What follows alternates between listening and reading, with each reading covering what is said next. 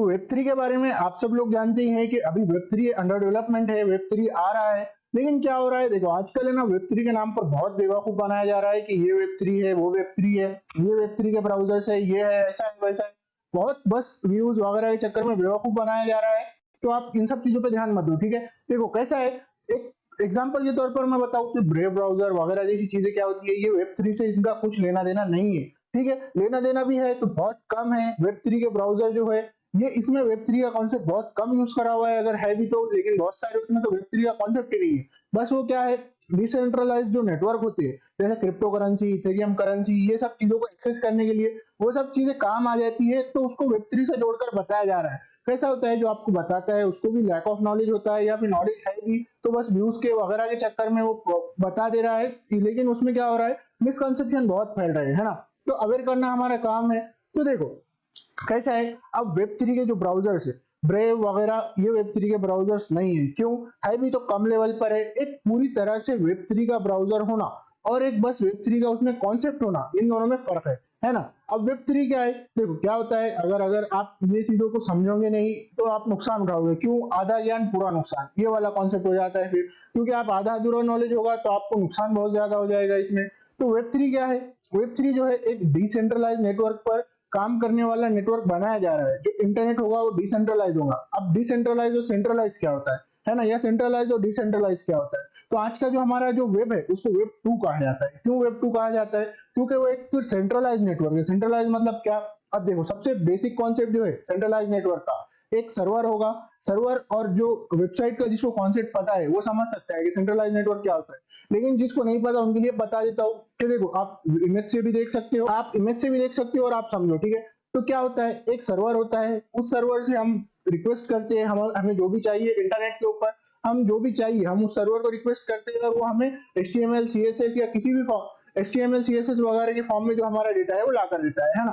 तो ये हो गया सेंट्रलाइज नेटवर्क। और क्लाउड जो है वो भी एक डिसेंट्रलाइज नेटवर्क नहीं है। बहुत सारे लोगों के मन में आज भी ये भी मिसकंसेप्शन है कि क्लाउड जो है वो भी एक डिसेंट्रलाइज नेटवर्क है, लेकिन क्लाउड जो है वो डिसेंट्रलाइज नेटवर्क नहीं है ना।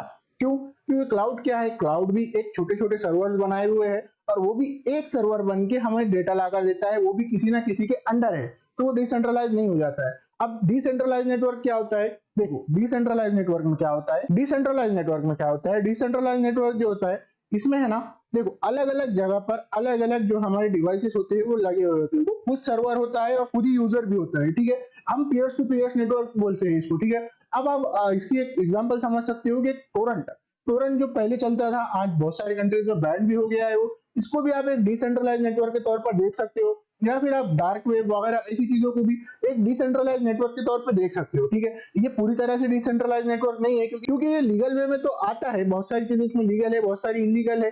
तो क्या होता है कि ये डिसेंट्रलाइज नेटवर्क के थोड़े से फॉर्म में आता है, लेकिन ये पूरी तरह से डिसेंट्रलाइज नेटवर्क नहीं है, क्योंकि डिसेंट्रलाइज नेटवर्क एक लीगल नेटवर्क होता है। जैसे आप क्रिप्टो करेंसी देखोगे, बिटकॉइन हो गया, इथेरियम हो गया, कोई भी क्रिप्टो करेंसी हो गया, ये डिसेंट्रलाइज नेटवर्क पे काम करती है। इसमें एक हैश एल्गोरिदम होगा, जो हर कंप्यूटर जो भी उस नेटवर्क से कनेक्टेड है कंप्यूटर, उन सब नेटवर्क में सबके पास वो एल्गोरिदम होगा, वो सबके पास सारी जानकारी होगी कि नेटवर्क में क्या क्या चीजें है, ठीक है। तो इसमें क्या होगा, इससे क्या होगा कि वो एक अनहैकेबल नेटवर्क बन जाएगा, और ये किसी भी एक सर्वर पे नहीं है, ये पूरे इंटरनेट में फैला हुआ है। जो हमारा कनेक्टेड नेटवर्क है, जो हमारा डिसेंट्रलाइज नेटवर्क है, इसमें सारा ही सारा डेटा फैला हुआ है आपस में, वो भी एकदम इनक्रिप्टेड फॉर्म में, जिसको कोई हैक नहीं कर सकता, ठीक है, ऐसे फॉर्म में। और ये कोई सर्वर नहीं है, तो एक पर्टिकुलर सर्वर पर कोई अटैक नहीं कर सकता, इसीलिए ये एक सिक्योर डिसेंट्रलाइज नेटवर्क बन जाता है, ठीक है। जैसा देखो ऑडीएस, मेटामास्क, ऐसे जो एप्स है ये एक डिसेंट्रलाइज नेटवर्क के अच्छे एग्जांपल है, अच्छे एग्जांपल वाले एप्स है। ऑडीएस जो है वो स्पॉटिफाई जैसा ऐप है,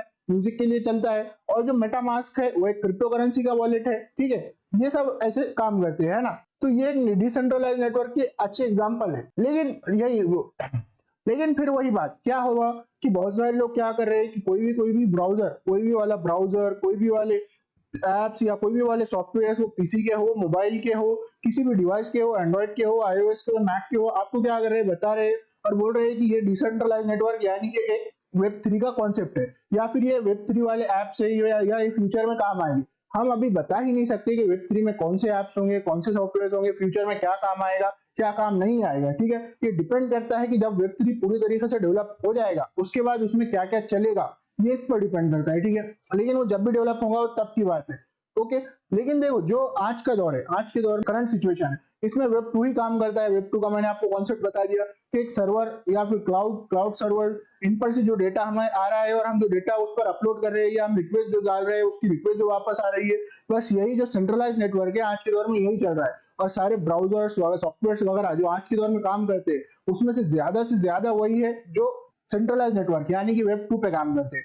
तो आप किसी की भी बातों में मत आओ, आप अपने लेवल पे पहले 2 से 3 बार उसे कंफर्म करो या ज्यादा से ज्यादा कंफर्म करने की कोशिश करो, ज्यादा से ज्यादा ओपिनियन लो कि वो चीज सही है क्या नहीं। आप सर्च करो उसे अपने लेवल पे, अलग अलग सर्च इंजन पर सर्च करो, अलग अलग ब्लॉग्स पर देखो, जो जीनियन जो लोग हैं उनको देखो, जो जीनियन नॉलेज देते हैं उनको देखो, जो नए नए जो आधा अधूरा नॉलेज रखते हैं या जिन्हें कोई नॉलेज नहीं है उन लोगों से आप दूरी रहो तो बेहतर है। क्योंकि क्या होता है देखो, मिसकंसेप्शन फैलेगा, अधूरा नॉलेज फैलेगा या अधूरा नॉलेज आपको मिलेगा तो आपका नुकसान होगा, वरना उसमें उनसे हमें कुछ लेना देना नहीं। लेकिन मिसकंसेप्शन से क्या होता है, नुकसान होता है। अब वो इंटेंशनली करे या अनइंटेंशनली करे, इससे नुकसान तो हो रहा है ना। तो इससे क्या करना है, हमें बचना है, ठीक है। नुकसान होने से बचाना है, इसीलिए सबसे हमारी प्रायोरिटी है कि नुकसान होने से बचना है, ठीक है। अब वो कोई इंटेंशनली करो या अनइंटेंशनली करो काम, हमें क्या पता, ठीक है। और बहुत सारे लोग इंटेंशनली करती है, उन्हें पता है कि ये गलत बात है लेकिन बस इससे व्यूज आएंगे। बहुत सारे लोग ये इंटेंशनली काम करते हैं क्योंकि उन्हें पता है इससे व्यूज आएंगे, फायदा होगा, उनका पर्सनल फायदे के लिए वो मिसकंसेप्शन फैला देते हैं, है ना। तो इससे क्या होता है, जो नया यूथ है या जो नया कुछ सीख रहा है उसके दिमाग में मिसकंसेप्शन फैल जाता है, जिसे पता नहीं होता है उसके दिमाग में मिसकंसेप्शन फैल जाता है और इससे क्या होता है, नुकसान होना शुरू हो जाता है, ठीक है। इसीलिए अवेयर रहना भी जरूरी है और दूसरों को अवेयर करना भी जरूरी है। तो होप सो आपको आज का वीडियो समझ आया होगा और पसंद आया होगा। मिलते हैं अगली वीडियो में, तब तक के लिए स्टे सेफ और कुछ भी डाउट होगा तो कमेंट कर देना, ठीक है।